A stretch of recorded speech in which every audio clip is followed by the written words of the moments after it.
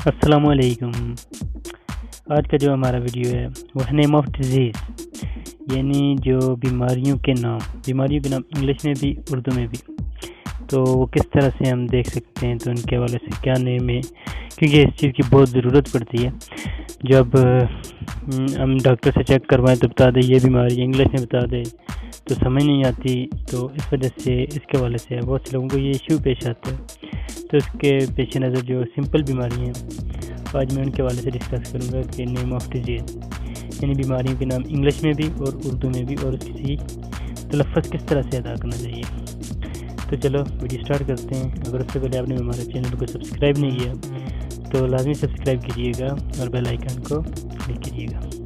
تو چلتے ہیں اپنی ویڈیو کی جانب۔ تو سب سے پہلے ایستھیما، جیسا کہ آپ کو نظر بھی آ رہا ہے، ایستھیما تو انگلش نیم ہے اس کا، اور اردو میں اس کو کہتے ہیں دمہ۔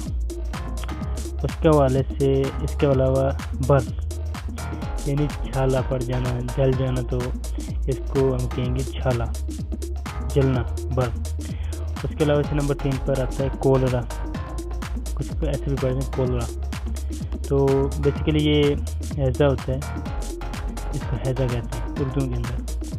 اس کے علاوہ سب سے کامن ہے جو کانسٹیپیشن، قبض ہو جائے تو اس کو کانسٹیپیشن انگلش میں کہتے ہیں۔ ڈائبٹیز، یہ سب سے کامن نام، اور آج کل سب سے زیادہ اگر پھیلی بیماری ہے تو یہی ہے۔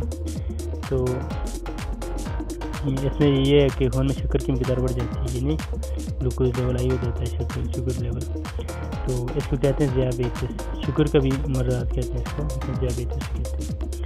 اس کے بعد آتا ہے ڈائریا، یعنی اسہال، دستانہ، اسہال، کف، کھانسی، ایکزیما، خارش، جسم پر خارش ہے اس کو کہتے ہیں ایکزیما۔ ایپیلیپسی، مرگی کے دورے پڑنا۔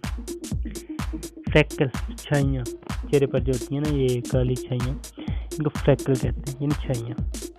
اس کے بعد ہے گوئٹر یعنی گلر، ہچکی۔